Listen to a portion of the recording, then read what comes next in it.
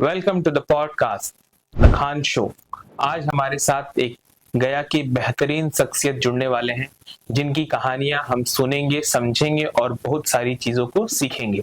आज हमारे बीच गया की एक जानी मानी शख्सियत, एक्स आर्मी और साथ ही साथ उसके बाद गया में एक अच्छा खासा बिजनेस क्रिएट करने वाले हमारे साथ आ रहे हैं, Shri Pankaj Singh ji.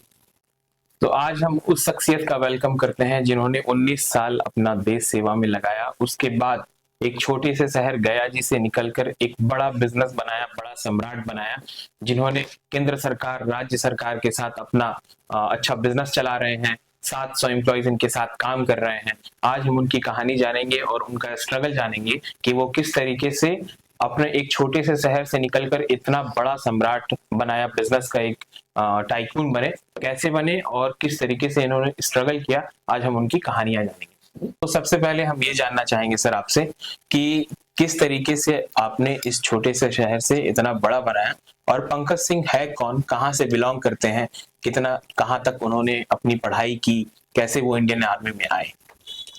Thank you so much आपका जो इस लायक मुझे समझे। एक्चुअली मेरा नेटिव प्लेस छपरा है, छपरा एकमा सरयू पर। मैं वहाँ से बिलोंग करता हूँ। बट मेरे फादर आर्मी में थे और 65 का लड़ाई, 71 का लड़ाई, इवन स्वर्ण मंदिर पंजाब की लड़ाई, तीनों में मेरे फादर थे।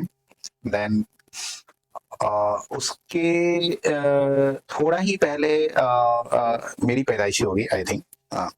देन मैं पैदाइशी पटना का हूँ और मैंने अपने फादर का मेरे फादर को 9 मेडल मिला हुआ था। 9 मेडल भारत सरकार से? Central government. हाँ, अच्छा, सेंट्रल गवर्नमेंट। जो भी 65 का लड़ाई, 71 का लड़ाई, जो भी लड़ा है उसको मेडल सेंट्रल गवर्नमेंट से मिला हुआ है।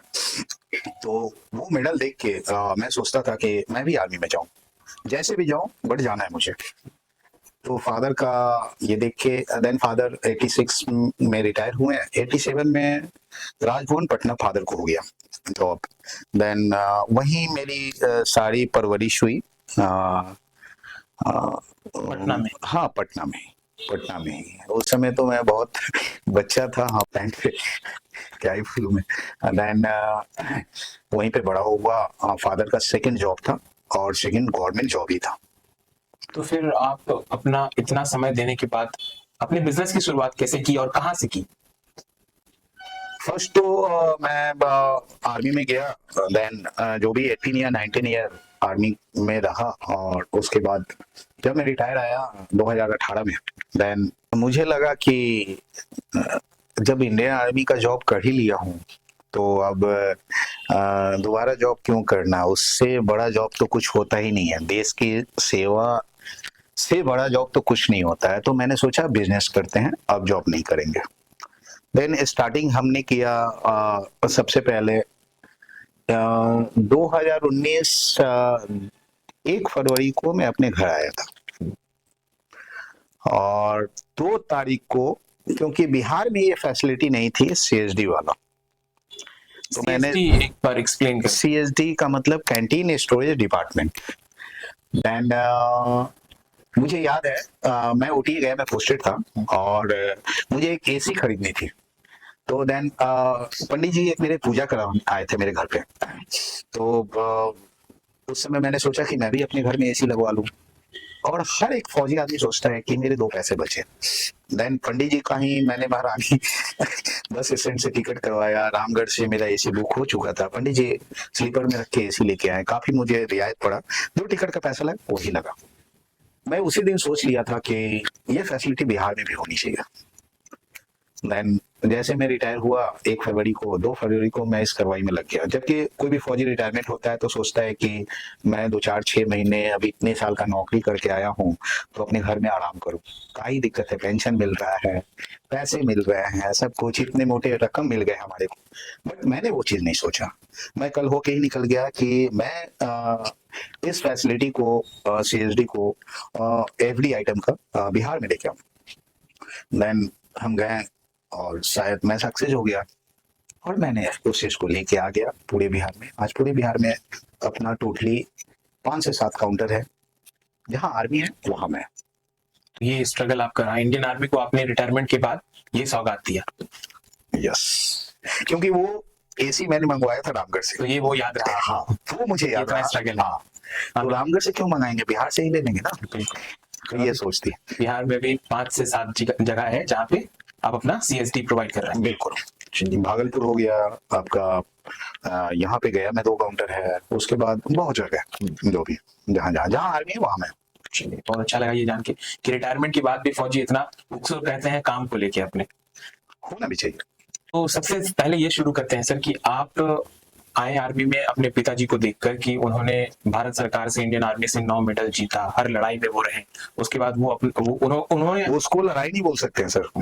65 का लड़ाई, 71 का लड़ाई और स्वर्ण मंदिर 86 का लड़ाई, ये इतिहास में लिखा हुआ है, जिसमें तीनों लड़ाई में मेरे फादर थे, जो आपकी इंस्पिरेशन भी है इस आर्मी में आने। ऑफ कोर्स आज अगर होते वो तो शायद मुझे बहुत ज्यादा खुशी होती। चलिए, बहुत बेहतर है।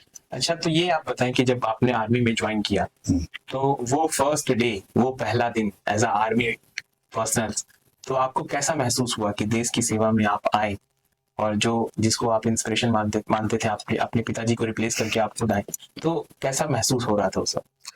सच बताऊं या झूठ बताऊं? एकदम सच सच बताइए। एक्चुअली फर्स्ट डे जब मैं भोपाल गया ट्रेनिंग सेंटर में, रात के 12 बज रहे थे जब हमारी ट्रेन पहुंची थी वहां पे। देन सेंटर में पहुंचते पहुंचते अप्रॉक्स 2 बज गए होंगे, क्योंकि आर्मी में क्या होता है सर कि अगर एक कोर्स है जिसमें ट्रेनिंग चल रहा है, तो अगर उसमें 30 बंदे हैं, हम सब हैं, तो एक गलती करेगा तो 30 को पनिशमेंट मिलेगा। ना आपके कास्ट से मतलब है, ना आप कितने बॉडी बिल्डर हैं उससे मतलब है, आपके शरीर कितना लंबा चौड़ा पतले हो उससे कोई मतलब नहीं ये है। बिटालियन पे बेस हाँ। करता है, जैसे आपकी जो अगर एक कोर्स में आप 30 बंदे हो तो देन अगर 30 में से एक गलती कर दिया तो पनिशमेंट 30 को मिलेगा। ये इंडियन आर्मी का है। देन अगर फर्स्ट डे की आप बात करें तो अब मैं क्या ही बताऊं, शायद उसमें फॉल्टी मैं ही था। 12 बजे ट्रेन पहुंची और उसके बाद आर्मी का बस आया, हम लोग को 3MA सेंटर भोपाल लेके गया। लगभग 2 बजे पहुंच गए। अब नया एज एवरीथिंग, किसी को नींद आएगा ही। देन सबको बेड मिला वहां पे, खाना मिला 2 बजे रात को भी। लेकिन सर 4 बजे भोर में उठ जाना था, शायद मेरे से नहीं हो पाया था उस दिन। तो पहले दिन आप हाँ, पहले दिन, क्योंकि 2 बजे सोए ही थे और 4 बजे उठना आप समझ सकते हैं। पॉसिबल नहीं था। पॉसिबल तो बाद में हो गया जब उस दिन रात देन सोया हुआ था, बाकी लोग उठ गए थे और मैं सोया हुआ था, एक लड़का और था वो भी सोया हुआ था। देन हमारे जो उस्ताद आए तो मतलब ऐसा पंच किए मुझे कि मैं बेड से नीचे और होना भी चाहिए, क्योंकि सर आदत अच्छी होनी चाहिए। आप कहीं पे भी किसी भी माहौल में रहें, तो मैं नीचे गिरा उठा तो आस्किंग टू मी, अभी तक तुम रेडी नहीं हो गए, घर में सोए हुए हो क्या? तो हमने बोला नहीं सर सॉरी। हम दो मतलब तुरंत जाके फ्रेश हुए, ब्रश किए और देन बाहर आए। सर बाहर आए जैसे ही 2 तो हम लोग थे रूम में, 30 का कोर्स था और मतलब कि बाहर आए तो 28 लोग बाहर खड़े थे। हम 2 के कारण या मेरे कारण शायद वो 30 को पनिशमेंट मिला कि आप जाओ उस पेड़ को छू के आओ, जो पहले आएगा उसको छोड़ देंगे, जो टच करके आएगा, फिर उस पेड़ को छू के आओ, जो पहले टच करके आएगा। ऐसे ऐसे हम लोग कवर हुए 30 आदमी, तब जाके कोर्स क्लोज हुआ। तो पहले दिन सबसे यादगार हमको लगता है यही रहा आपका। हाँ, इसे को मैं कभी नहीं बोल पाता हूँ। चलिए बढ़िया, पहले दिन गलती और फिर उसके बाद पनिशमेंट, उसके बाद फिर आपने आर्मी का एक जो डिसिप्लिन जिसको कहा जाता है कि आर्मी मींस डिसिप्लिन, वो आपने एक्सपीरियंस कर लिया पहले दिन। बिल्कुल। तो अब तक थी पंकज सिंह जी की पर्सनल लाइफ, उनके स्ट्रगल और एक्सपीरियंस को बताया उन्होंने और एक्सपीरियंस कराया हम लोगों से। अब इनके बिजनेस जो इन्होंने एक छोटे से शहर गयाजी से अपने ऑल ओवर इंडिया में जो अपने बिजनेस को एक्सपेंड किया, वो किस तरीके से किया और आज इनके अंडर लगभग 700 से ज्यादा एम्प्लॉइज काम कर रहे हैं, अपने रोजगार के साथ इनसे जुड़े हुए हैं। ये फेज इन्होंने कैसे ये हासिल किया उसके बारे में हम जानना चाहेंगे। तो सर प्लीज आप ये बताइए कि रिटायरमेंट के बाद जो आपकी बिजनेस की का जो लाइफ था वो कैसे शुरुआत हुआ और यहाँ तक कैसे पहुंचा? देखिए, मैंने आपको पहले भी बताया था कि मैं 1 फरवरी 2019 को रिटायर किया था, और ये क्वेश्चन आपका दोबारा है शायद, बट मैं जवाब दे रहा हूँ। और 2 फरवरी को मैं निकल गया था, और सिर्फ इसलिए निकला था कि मुझे एक एसी भी खरीदनी थी कैंटीन से, एवरी आइटम का। तो मैंने रांची से मंगवाया था। पंडित जी का कहानी आपको मैंने सुनाया है। तो मैं सोचा कि अगर ये फैसिलिटी ऑल ओवर इंडिया है और झारखंड में भी है, तो बिहार में क्यों नहीं आ सकता है। देन 1 फरवरी को मैं आया, और 2 फरवरी को मैं निकल गया। मैं घर में रुका नहीं, और वो चीज पहले मैंने हासिल किया। और उसके बाद जब मैं रिटायर किया था, तो एक लेटर आया था सेंट्रल गवर्नमेंट का कि अब जो भी कैंटीन वगैरह है, everything, first priority widow, second ex army. तो वो लेटर तो मुझे बाद में आया। पहली जैसे मैं रिटायर किया तो पहले मैंने इंस्टीट्यूट खोला, एक छोटा सा इंस्टीट्यूट खोला 17-18 लाख रुपए लगा के, जो कि चला नहीं, मैं उसमें लॉस में चला गया, जो सच्चाई है। Teaching institute? हाँ। तो आप ही पढ़ा रहे थे या आपने नहीं, हायर कर रखा? टीचर हायर किया था। देन सेकंड हमने दानापुर में एक कैंटीन लिया, और कैंटीन लेने के बाद वहाँ मैं खुद बैठे रहता था, और एक पेडिज भी किसी को देना है या एक समोसा भी देना है तो हमने दिया। उस समय हमने दिया, हमने कोई संकोच नहीं किया है। ये आपको 19 की बात बता रहे हैं। देन एक लेटर मुझे आया कि ऐसा ऐसा है, तो मैंने हर जगह अप्लाई कर दिया। अप्लाई करने के बाद सबसे पहले मैं सीएसडी डीलर बना, कैंटीन स्टोरेज डिपार्टमेंट का, एफडी आइटम का, जो कि मेरा बेसिक है वो। उसके बाद ही मैं, हाँ, वो मेरा बेसिक है। अच्छा, इसके अलावा सर इंटरप्ट कर रहे हैं क्योंकि आप सीएसडी डीलर हैं। सीएसडी डीलर के अलावा आपका क्या क्या बिजनेसेस हैं अभी के डेट में? हाँ बिल्कुल। सैमसंग का ऑथराइज्ड डीलर हूँ, सैमसंग सर्विस सेंटर मोबाइल का, और देन सी ग्रेड का बिल्डर बनने वाला हूँ विद इन 10 डेज। और सबसे ज्यादा मैंने, आप जीएसटी लेके और सेंट्रल गवर्नमेंट में काम कर सकते हैं, बिहार गवर्नमेंट में काम कर सकते हैं, वो मैंने सबसे ज्यादा किया ईमानदारी के तौर पे। और जितने अधिकारी थे या पैसे को महत्व नहीं रखा, और उस चीज को किया। तो वो मेरा जो भी है वो मैं पहले, अभी तो मेन अपना बिजनेस वही है जो भी है, बिल्डर वाला और सीएसडी। ये देखा जाता है कि और सैमसंग सर्विस सेंटर। अच्छा, तो ये देखा जाता है कि इंडियन आर्मी से रिटायर होने के बाद बहुत सारे पर्सनल्स हैं, बहुत सारे आर्मी के जो जवान हैं, वो रिटायरमेंट के बाद उनको गन लाइसेंस मिल जाता है तो वो गनमैन बन जाते हैं, क्योंकि वो हमारे देश की सेवा किए हैं, तो वो रिस्पेक्टेड पीपल है। लेकिन उनको देखकर अच्छा नहीं लगता है कि एटीएम। देखिए, गन सबको को नहीं मिलता है। वो आर्मी में जॉब करते थे तभी गन उनको मिला, क्योंकि हम लोग को प्रायोरिटी मिलता है। आर्मी में आप हैं, नहीं तो गन लाइसेंस बनाना इतना आसान नहीं है। उसके बाद आप क्या पूछ रहे थे? ये जो है, ये चीज आप क्या एक्सपीरियंस किए हैं कि रिटायरमेंट के बाद देखा जाता है कि हमारे जितने भी रिस्पेक्टेड आर्मी के जवान रहते हैं, वो रिटायरमेंट के बाद गनमैन के बाद कहीं एटीएम के सामने लग जाते हैं, किसी के बॉडीगार्ड बन जाते हैं। तो क्या ये सब एक्सपीरियंस आपने किया अपनी लाइफ में? अगर मैं अपने बारे में बताऊं तो जब मैं रिटायरमेंट किया था, तो मेरे घर से ही मुझे कुछ सुनने के लिए मिला था कि गवर्नमेंट जॉब कौन छोड़ता है,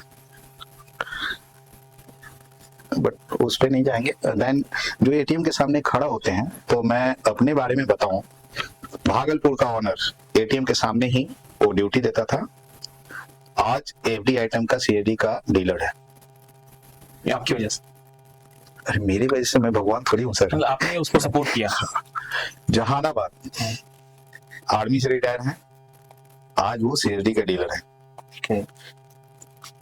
मतलब सीएडी का डीलर तो मैं ही हूँ, बट मेरे आर्मी के जो भी भाई हैं जो रिटायर करें, वो एटीएम के सामने खड़े नहीं होंगे अगर मेरे जहन में आ गया तो।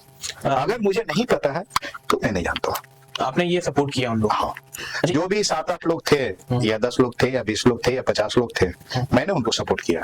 एक सबसे इम्पोर्टेंट क्वेश्चन ये होता है कि 2019 में फरवरी में आप रिटायर हुए, उसके बाद इन 6-7 सालों में आपने ऐसा क्या किया कि आप इतना बड़ा बिजनेस बना लिए, इतना पैसा बना लिए कि आपके पास लग्जरी गाड़ीज है, फॉर्च्यूनर वगैरह। क्या रेड मरवाइएगा क्या आप? नहीं मतलब ये क्या आपने ऐसा क्या धंधा किया भाई कि इतने कम समय में इतना अच्छा बिजनेस बना लिया, इतना अच्छा पैसा बनाया?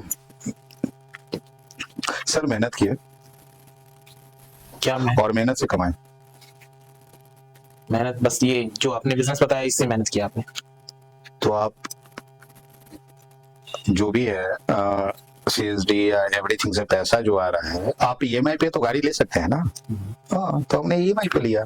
रेट मत पड़वाइए सर। नहीं चलिए, अच्छा लगा कि इतने कम समय में आपने अच्छा बिजनेस किया, अच्छा बिजनेस बनाया। तो इससे जुड़ा ये सवाल है कि क्या आप कुछ ऐसा एक्सपीरियंस देना चाहते हैं, कुछ बात बताना चाहते हैं कि दूसरे भी आर्मी के जो रिटायर्ड जवान हैं वो भी आप ही की तरह काम करके आपकी तरह लाइफस्टाइल बना सके? मैं इस पे यही बोलूंगा कि आपने 17 साल या 19 साल जो भी जॉब किया, आप एटीएम के सामने खड़ा होने के लिए जॉब नहीं किया। आपको पेंशन मिलता है जिससे दाल रोटी चल सकता है। उसके अलावा एक छोटा सा ही बिजनेस अपना खोल लीजिए, किराना स्टोर खोल लीजिए, एक ग्रोसरी शॉप खोल लीजिए। उससे भी उतना आ जाएगा कि जिससे हम लोग का पेट भर सकता है।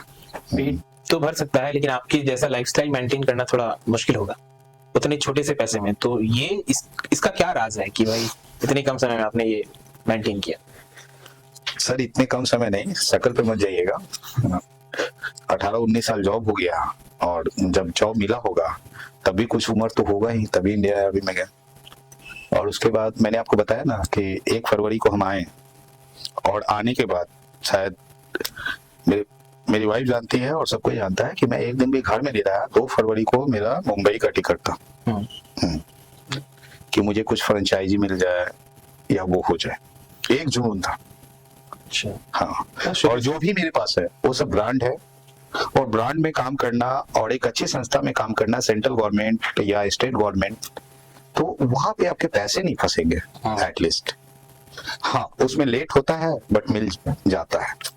तो जैसा कि आपने बताया अपने बिजनेसेस के बारे में या सारी चीज़ों के बारे में, तो जिस तरीके से आप यूथ हैं और यूथ भी आपसे बहुत सारी चीज़ों को सीखेगा, मैं ये पूछना चाहता हूँ कि इतने 6 साल के समय में, इतने छोटे से समय में, जिसको यहाँ तक पहुँचते पहुँचते कई वर्ष लग जाते हैं, कई साल लग जाते हैं, तो आपने क्या मेहनत किया, किस तरीके से मेहनत किया कि आप यहाँ इतने कम समय में पहुँचे? देखिए, यूथ के लिए तो मैं यही बोलूंगा कि आप मॉर्निंग में 4 बजे उठे पहले, और सबसे पहले अपने वो देखें शरीर को, और देन उसके बाद आप मेहनत करना स्टार्ट करें। आप मेहनत कीजिएगा तो रंगत आएगा। मेहनत नहीं कीजिएगा, सोचिएगा कि आप ऐसे ही पैसे आ जाए तो नहीं आएंगे। आप मेहनत कीजिए और ईमानदारी रखिए, और मतलब जो भी आप हैं वही रहिए सामने, किसी के सामने भी। आप उसमें बनावटी या दिखावा मत कीजिए। मतलब मेहनत डिपेंड करता है, जितना मेहनत आप करेंगे उतना आगे बढ़ेंगे। आज भी मैं 4 बजे उठता हूँ और फिर जो भी है सारा कुछ करता हूँ। मुझे जरूरत क्या थी, बट सही बात है, जो ट्रेनिंग मिला है उसको नहीं छोड़ता हूँ। तो ये था सर के बिजनेस के बारे में सवाल, और उससे एक्सपीरियंस कराया, नौजवानों को बताया कि क्या कर सकते हैं जो इनके तरीके से इतने कम समय में आगे बढ़ सकते हैं। तो अब कुछ ऐसा सवाल है जो हमारे इंडियन आर्मी के स्ट्रेंथ को बताता है, उनकी शक्ति को बताता है, तो उस सवालों से एक्सपीरियंस कराते हैं। तो सर सवाल ऐसा है कि आप क्या समझते हैं और क्या ये मानते हैं कि आज से 10 साल पहले जो इंडियन आर्मी का स्ट्रेंथ और उनकी शक्ति थी वो आज 10 साल बाद ज्यादा है या कम है, या किस तरीके से आप मानते हैं कि बेहतर है कि नहीं? सर मैं आपको एक एग्जांपल दूंगा जसवंत बाबा का। आई थिंक मुझे याद नहीं है 65 या 71 में जो लड़ाई हुआ था हम लोग का। 65 में चाइना के साथ हुआ, बहुत 120 जवान उस समय भी तलवे चटा दिए थे पाकिस्तान के। पाकिस्तान को पता नहीं लगा कि यहाँ पे 120 जवान हैं या 18,000 जवान हैं। ये पहला एग्जांपल आपको मैं दूंगा। दूसरा, 71 में हम लोग हार गए थे या जो भी था, बट उस समय एक जवान सिर्फ 3 दिन तक अकेले फायरिंग करता रहा और चाइना को चना चबवा दिया था। तो ना पहले हम लोग कमजोर थे और ना आज है। तो और आज तो जितना आगे टेक्नोलॉजी हम लोग का बढ़ गया है, शायद कोई देश हम लोग से मुकाबला नहीं कर सकता है। मेरे पास तो यही वर्ड है। एक ट्विस्ट क्वेश्चन ये है कि लोग बहुत सारे ऐसे लोग हैं जो कंपेयर करते हैं अलग अलग कंट्रीज से, चाइना से, पाकिस्तान, जो भी अपने पड़ोसी मुल्क हैं उनसे कंपेयर करते हैं अपने इंडियन आर्मी को। तो क्या आप मानते हैं कि चाइना की फौज और इंडिया की फौज दोनों में स्ट्रेंथ किसके पास ज्यादा है? सर स्ट्रेंथ से मतलब नहीं है, कलेजा होना चाहिए, जिगरा होना चाहिए, याद तो रखिएगा। आज भी और दूसरी चीज, ना आज इंडिया से चाइना मुकाबला कर सकता है और ना कोई भी। पाकिस्तान ने देखा, कई बार देखा, वो पीछे से वार करता है, सामने से आए समझ में आ जाएगा। अच्छा, कुछ इंडियन आर्मी में कुछ ऐसे आर्मीज रहते हैं जिनको थोड़ा स्पेशली ट्रीट किया जाता है, जैसे भैरव लाइट कमांडो, आप जानते हैं, रुद्रा। तो कुछ ऐसे ऐसे बटालियन है या टुकड़ियां हैं जिनको बहुत ज्यादा जिनके पास स्ट्रेंथ है, जैसे ब्लैक कमांडो कहते हैं। तो क्या उनको अलग ट्रेनिंग मिलता है या आप ही लोगों के साथ वो भी ट्रेन में है? उनका ट्रेनिंग अलग होता है, उनका ट्रेनिंग अलग होता है। उनका ट्रेनिंग अलग होती है, तो उनकी जो ट्रेनिंग होती है उनसे आप लोगों की कंपैरिजन में कैसे जाया जा सकता है वहाँ? देखिए वो कमांडो है, जहाँ वो बात है, वो हमारे कमांडो जो इंडियन आर्मी के है ना, वो दीवार पे भी उंगली रख के चढ़ जाएंगे, इतना स्ट्रेंथ। हाँ बिल्कुल। तो अच्छा, और ये कुछ स्ट्राइक्स के बारे में, जैसे पाकिस्तान कई बार ऐसा पीछे से हमला करता है जैसा हम लोग जानते हैं, तो उसको जवाबी कार्रवाई में इंडियन आर्मी, हमारे देश की आर्मी बहुत स्ट्रांगली जवाब देती है। तो ये जो स्ट्रेंथ है, ये जो पहले से ज्यादा जो पावरफुल हुई है, तो ये कहाँ से, किस तरीके से हुई है? क्या सर देखिए, सरकार बदला तो स्ट्रांग हुए हम लोग। आपका आज के डेट में किसी का औकात नहीं है कि इंडिया के ऊपर देख सके। मेरे पास यही शॉर्ट में जवाब है, पाकिस्तान को हरा अगर हमारे, सर क्या सवाल पूछ रहे हैं आप, अगर हमारे देश के एक एक बच्चे खाली एक लोटा पानी गिरा देना तो पाकिस्तान खत्म हो जाएगा, उसी में दह जाएगा वो। बच्चे की बात कर रहे हैं सर।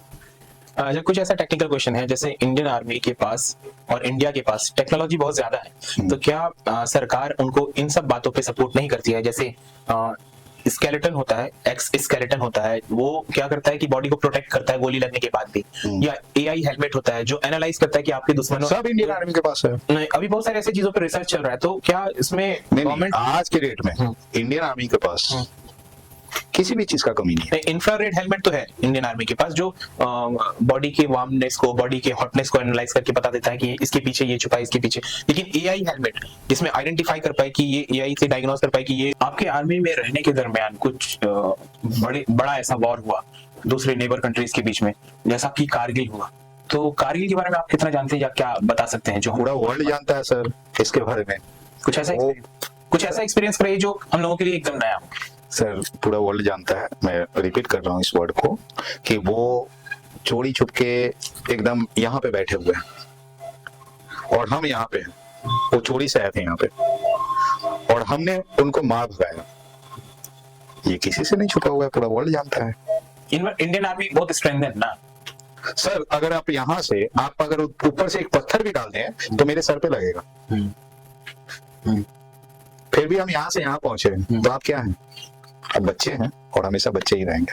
अच्छा, आप ऐसा, आपका पोस्टिंग कहीं एक ऐसी जगह लगी या कहाँ ऐसा जगह हुआ जो आप इंडियन आर्मी में वॉर में इन्वॉल्व हुए हैं, या कुछ ऐसा बताइए जो जिस पोस्टिंग में आप? देखिए, हम लोग ईएमई के थे और हम लोग सपोर्ट करते हैं कि ताकि जो भी है सपोर्टिंग पर्सन, पूरा खुल के मैं नहीं बता सकता हूँ आर्मी के बारे में आपको।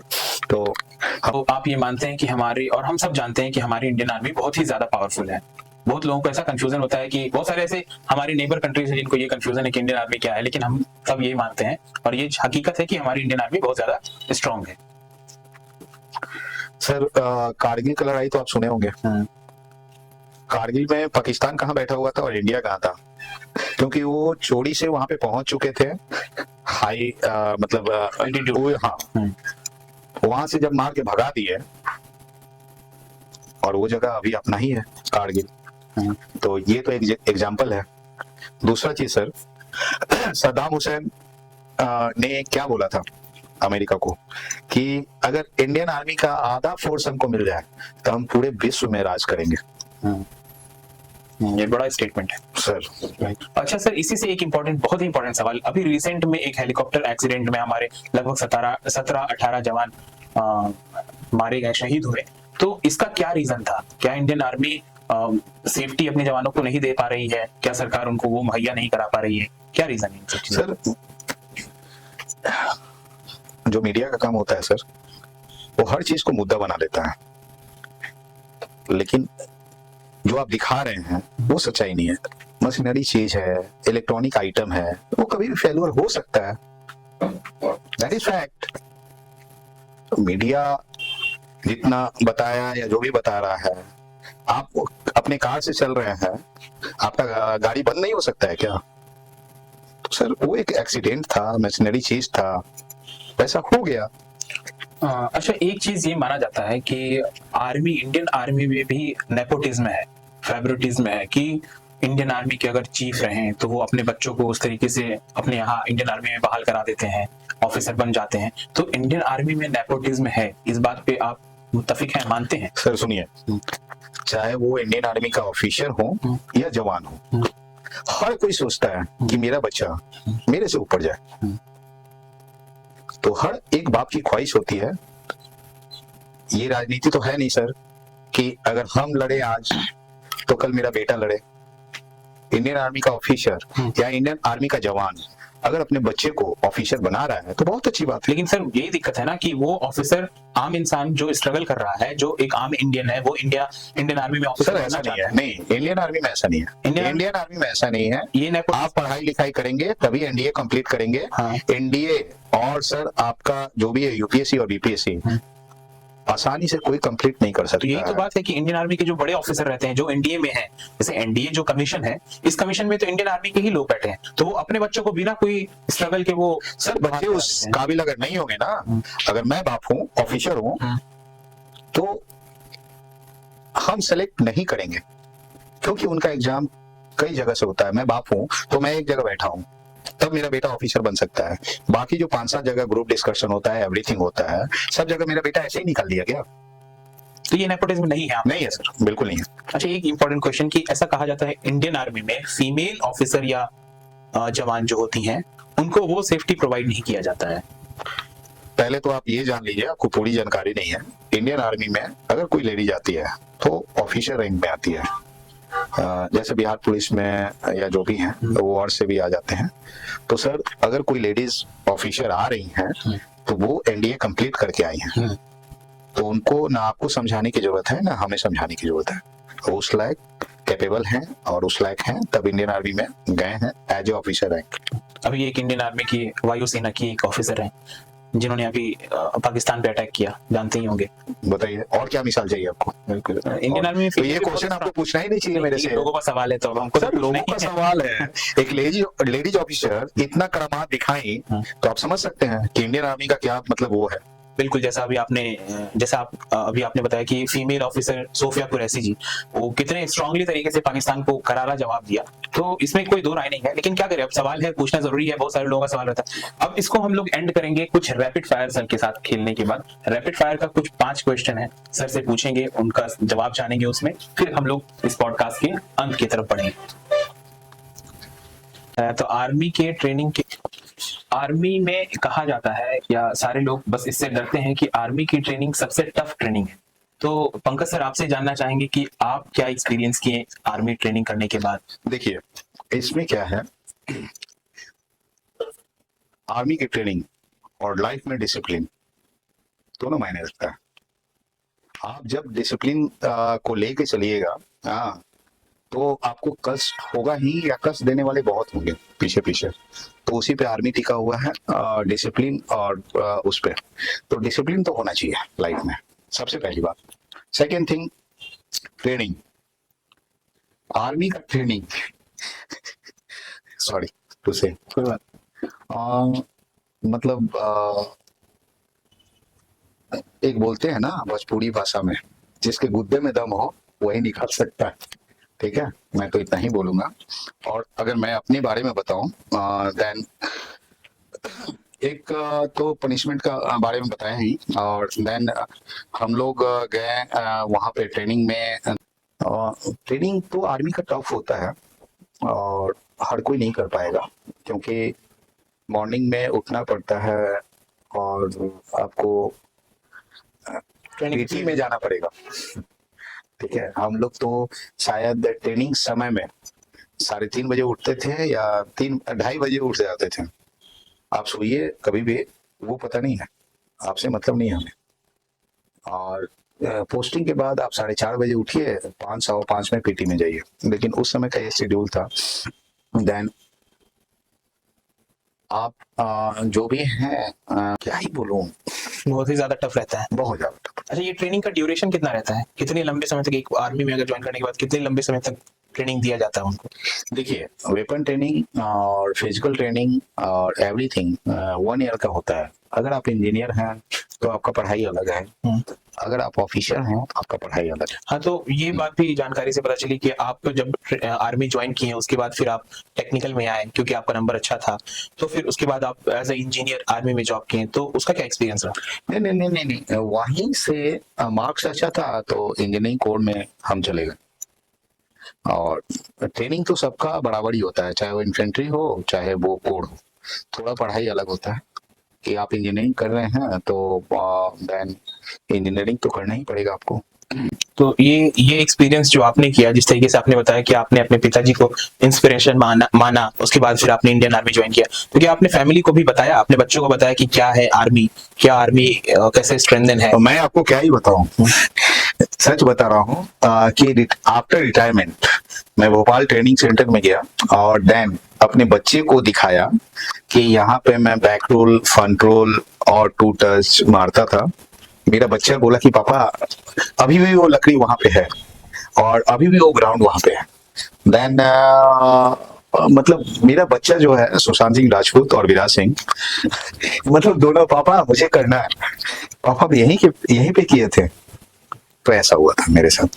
अच्छा, अब आर्मी से रिलेटेड एक बहुत ही हॉट टॉपिक है जिसमें लोग जानना चाहते हैं कि ये है क्या। तो ये अग्निवीर आप सुने होंगे।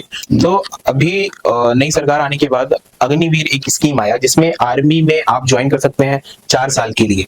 तो क्या आप इसको बेहतर मानते हैं? क्या इससे नुकसान है? इसका कोई भी विरोध कर रहा है वो गलत इंसान है, या तो अपना राजनीति रोटी सेक रहा है। मैं तो यही बोलूंगा। तो इसकी रीजन क्या है, रीजन क्या है मैं आपको बताता हूँ।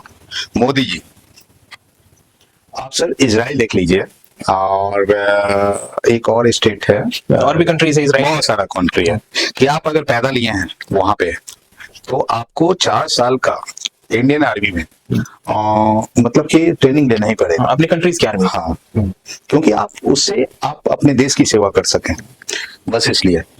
हमारे इंडिया में इस इसको बहुत ज्यादा बवाल बनाया गया। आप उसका प्रॉफिट सोच रहे हैं क्या, कितना प्रॉफिट है? मोदी जी आज जब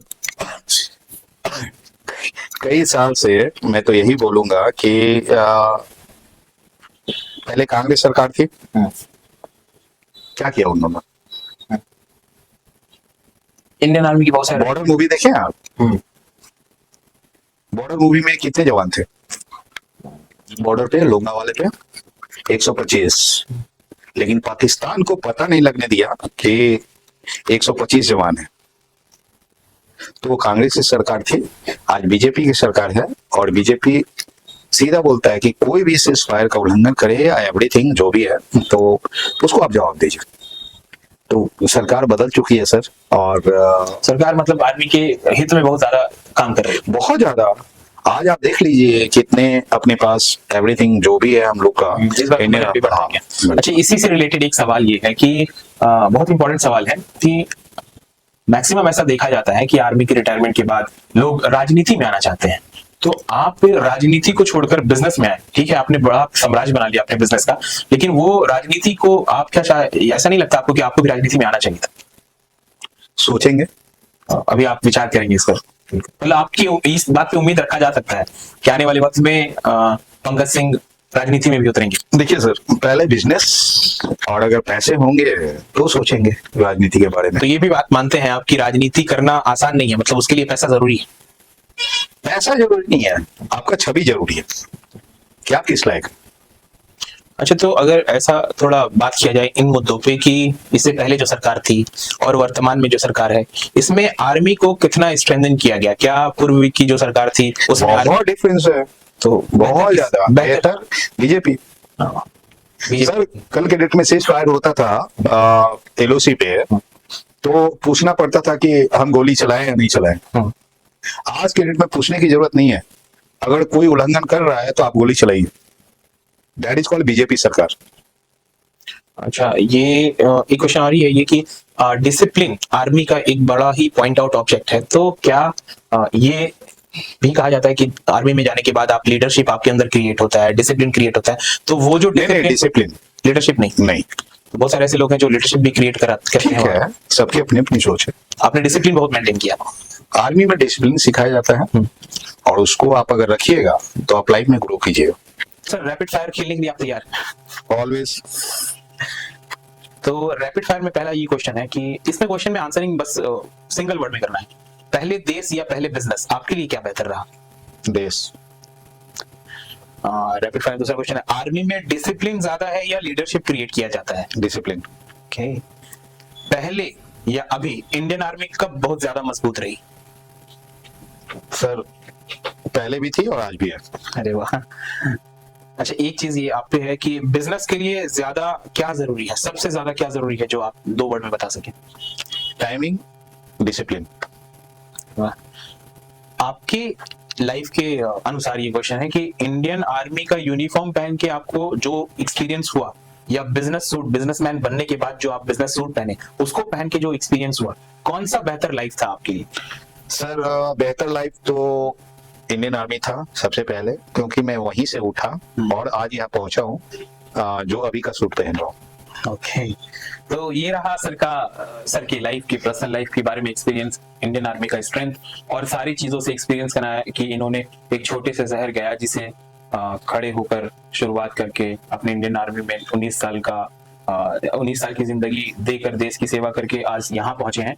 तो ये सर का लाइफ था और एक्सपीरियंस कराया। इसमें बहुत सारी ऐसी कहानियां हैं जो आपको कुछ सीखने को मिलेगा और बहुत सारा ऐसा चीज है जिससे आप बहुत कुछ सीख सकते हैं और आगे बढ़ सकते हैं। उम्मीद करते हैं कि ये आपको पॉडकास्ट अच्छा लगा होगा।